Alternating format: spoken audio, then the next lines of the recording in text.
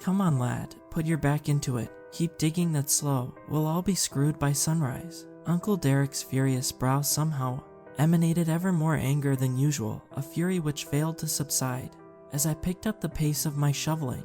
Normally I reckon anyone else would make a quip about how digging up their granddad's grave on their 18th birthday was an awful way to spend their time, but surprisingly, this isn't the first time I've had to do it. 18th time I've been around for one of these, if we're being honest. No, it's not by choice either, rather by necessity. It's been a few years since the day I'm describing here, so I now have the full context and picture of why this yearly tradition takes place. Uncle Derek, I began, being careful to not slow the pace of my digging. Since I'm 18 now, can you finally tell me why we do this? You always said you'd tell me when I was an adult, and now it's official. I could go and buy a pint right now. Neither of us said anything in the haze of his cogs turning. The only noise was the rhythmic sounds of shovels hitting dirt and the wind sailing through the trees around us. In the periphery of my vision, I couldn't see his head torch move, so I knew his gaze hadn't faded from the task at hand. For a few seconds he stopped and started, hesitation palpably rising in the labored breaths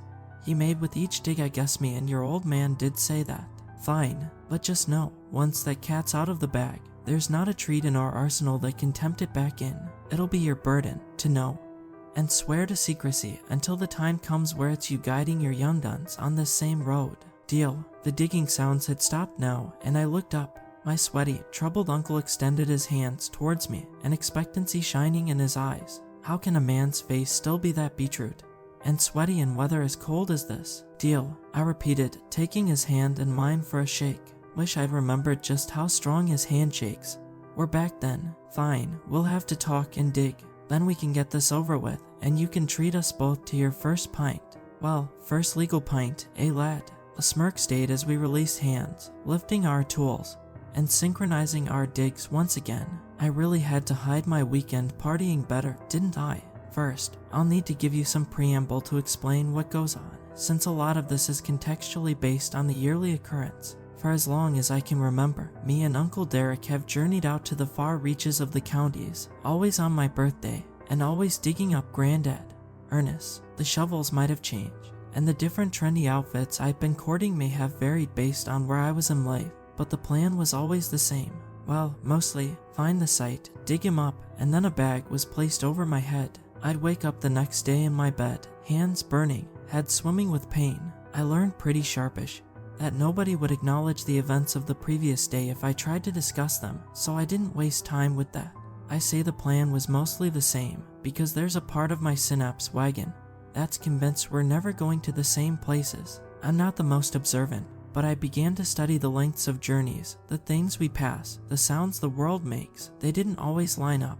I did once ask Uncle Derek to explain. He quickly spat out some fumbled explanation of grave sites being expensive, and the most economical thing to do being transporting the grave around, stopping grave robbers, and that. What they'd rob exactly, I don't know. We certainly aren't a wealthy family, and Granddad died long before I was born. With that out of the way, we can go back to Uncle Derek's little speech. The consistency of our shovels hitting the ground had started to make Derek's sentences sound like spoken word poetry. An artistically challenged man he was, mind you, so there was some humor to be found there. Despite these sounds fading into the symphony of the night, and despite the shoulder pain that was emerging, I found myself entranced in hearing every word he was saying. You see, lad, when we've brought you here every year on your birthday, it's not because this is the highest level of entertainment.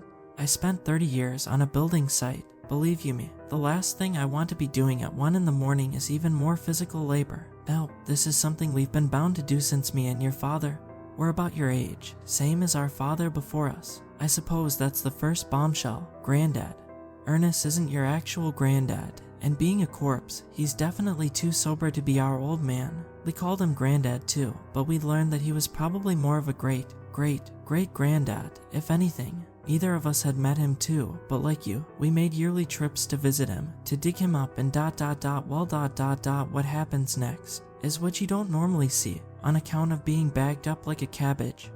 And that was a point. I'd not seen Derek bring the bag my face is usually covered with. Where was it? Almost as if he read my thoughts, he continued. Well, like you identified, you're the ripe age for a pint of pub piss now. and spiritually, that means you're now in the unfortunate spot of having to do things a little differently. Your soul knows the age and weight of your bones. There's a maturity at a cellular level that no creams or lotions can dissolve. In previous years, the unknown forces have taken a sort of grace on your youth, shielding you from the worst of it. Now that you're all grown up though, their pity is more fleeting, and unfortunately, you'll need to be awake and wide-eyed for what comes next. The silence after his last sentence was deafening, to say the least. I felt like I was now hyper-aware of every little sound echoing around us. The cold felt harsher, the floor felt harder, and the quick glance I took at Uncle Derek's above-eye caterpillar had me almost convinced that we were seeing it grow in real time. The man should really see someone about that monobrow. It looks like some software's trying to point out a spelling mistake on his forehead. Simply put, if this tradition hadn't been carried out yearly, we'd all be royally burned to a crisp. If superstition is anything to go by. When I turned 18, like yourself, my father gave me this letter that explained this whole damn thing. He held up a battered envelope and snapped his fingers for me to look at him. I took a momentary digging hiatus to catch a glance of the battered yellow envelope he was holding up to the moon, in a pose of almost conquest.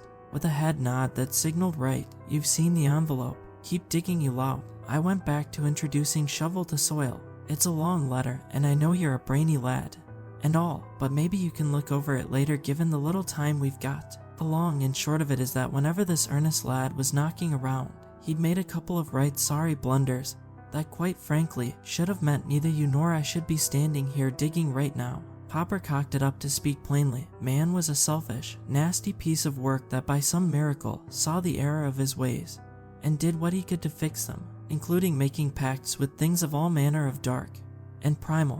One day, he'd gone so far with his conniving and scheming that the man he loved nearly died for it, and out of sheer desperation, he beckoned towards him something thirsty for the rage, pain, and gluttony his soul contained. The word thirsty seemed to set off something in his brain. Uncle Derek signaled to me to look up again, and I took the bottle of water he handed me. Pseudo-grave robbing was dehydrating work, after all. Plugging down the warm water, I wiped my lip as I handed the bottle back, taking hands on the shovel once again, feeling the weight of Derek's expectation like his eyes were feeling the weight of his substantial eyebrow. I began to dig, and his voice roared to life again. That thing, if the letters are true, undid his mistakes. Broad earnesses fell aback from the brink of being, granted them with riches untold.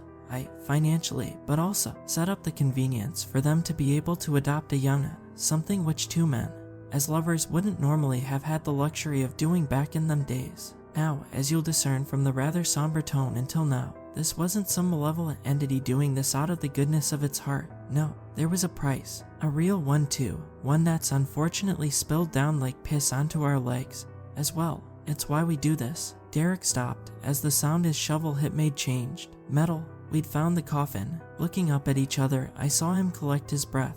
This is what comes next, lad, he said, placing his shovel to the side, now digging with his hands. The bit you don't normally see, I'm warning you now, it's not pretty, it's part of the deal. Now, that entity, it wanted real form. It wanted to walk, to breathe, to eat like we do, banished from the possibility of salt on earth. It wanted a taste of the unknown. Apparently, the place that thing calls home is what we might refer to as purgatory, or limbo, or what a conversation with the wife feels like. It knew it well, and it knew how to bring people back to either side of that divide. And so, the deal was made. Once a year, it would be granted form to live through those urges, to feel what it's like to be us. All Ernest had to do was slip on a hexen ring, and he'd wake up the next day, completely unaware of the past 24 hours. For the first few years, it seemed harmless, but the spirit got greedy. It started taking days, weeks, months. Ernest would wake up God knows where, caked in blood, vomit, sometimes his own, sometimes from sources unknown. The manner of devious acts it got up to were not in short supply either, and Ernest knew there was only one way to bring an end to that thing's reign of terror. You see, a few times he'd tried not putting on the ring, refusing the call to action, and things would happen. Started small, knives going missing, ghastly faces at his windows at night. He even tried taking his life. The problem with that is, how do you escape an entity that lives in death's dominion? He'd snap back to each time, fully unscathed. It took his son's scream from being dangled by his shin by unknown forces out the window for him to realize he had to fight this another way. He suspected that the being's energy was growing each time, and the entity was reliant on resting back in the in-between, which is why it would let him go in the first place, why the ring would even come off. He knew what he'd have to do. He'd have to take the ring, and himself, to his grave. So, sure as anything, he wrote his letter detailing all this, left it on his bed for his husband, and he climbed into this coffin, presumably slipping on the ring, and bringing an end to all this demonry, or so he thought. Derek was looking cautiously at the coffin, now fully uncovered. He looked at me expectantly, and I burst out laughing. At the time, this was great fun to me. Uncle Derek had obviously cooked up this story as some kind of adult hazing ritual, and the man's performance alone could have netted him a BAFTA with ease. Real Edinburgh Fringe material this. Very funny, uncle. I might have believed those stories as a kid, but I'm 18 now, and stand to attention, lad, he bellowed, my feet habitually stepping together, and my spine uncurling from its usual gamer curve. Did I laugh once during that story? He was close to me now, finger buried in my chest. His breath unavoidably smelled like coffee and chocolate. Do you think I'm the sort to go around making up ghost tales for my own amusement? If you're not taking this seriously, you will put both of us in very real, very serious danger. For God's sake, shake off this idiocy. And listen to what I'm telling you if you don't want this to be your last birthday. I'd not heard him shout like that in years. Maybe he thought this was all real. He wasn't that old now, somewhere in his 60s, but I'd heard stories of the brain going a bit funny on you as the hairs grayed. Was this one of those things? Now lad, your eyes are normally covered for this next bit, or you're asleep, so I'll need you to listen to me. And listen real bloody quick. When I open this coffin, do not breathe in until I give the signal. It's not just the smell that will get you, but the mouth is the easiest way into the body for any shady actors. You'll be able to see now, so brace yourself for a bit of a shock. A body this old doesn't look how you'd expect, and the nasty entity lurking within likes to pull a trick or two to really mess with you. Treats the human shape like clay if it feels so inclined. So, no breathing, no flinching, and absolutely no visible signs of terror. I don't care if your heart tells you to run, you plant your feet, and you stay still or you're done for. Oh, and damn, don't look him in the eyes. Not that he has any, but your father did it once. And well, where is he now? Any voice you hear that isn't mine is not to be trusted. Even if it sounds like me, be wary. And listen out for my angelic yet dulcet twang. You can't emulate a lifetime of sausage rolls and pints. This is uncharted territory every time, and it's not fun in the slightest. Now, for your part in this, Derek took a set of chains out of his backpack, handing them to me. I need you to tie me to that tree just there. I took the chains and looked him dead in the eyes. He was really believing all this, wasn't he? I didn't comment on it. His wrath was one of the things I truly fear, but I did what he said, and I tied him to the tree. Honestly, I half expected all our family and friends to come out with a surprise cake any second now. Right, unsecure I think, he said, tugging on the chains. Good, right, lad, get that coffin open and follow these exact instructions. Take the body's right hand in your right hand, shake it like you would an old friend. Then, cross your left hand over your right hand, palm up. When you feel your hand get heavy, close your eyes, take 3 steps back, and turn around 180 degrees to face me. Do not look behind you after that. Then, walk over to me, put the ring on me, specifically on my right index finger. My right, not yours. It'll be a squeeze, but you damn well make it fit. Then, go home, sleep for a bit, play video games, do whatever. After 24 hours, take it off me, we'll throw it back in that coffin, and piss off to the pub, and not think about this crap for another year. Hang on, wait, I said, still catching up. If you're being serious about this ring thing, you literally just told me it's possessed by a demon or whatever, and that putting it on lets the demon thing use you like a bike. Why would I do that? Because if you don't, we'll miss our window. This coffin will piss off somewhere else. We'll not have the time to track exactly where it'll appear again, and you and I will be in trouble with the old familiar spirit we've got sandwiched in there. You want honesty, lad, all cards on the table. I'll trade it for forgiveness. We covered your eyes as a kid because we made you put it on. It made the most sense. You're only little, it couldn't fully take you. Kids' brains are small, full of thoughts about plastic toys and sweets, untouched by the burden of growing. Taking the ring off after the mandatory 24 hours was easy enough. Imagine trying to pin me down to do that if I wasn't tied to this bloody great lock.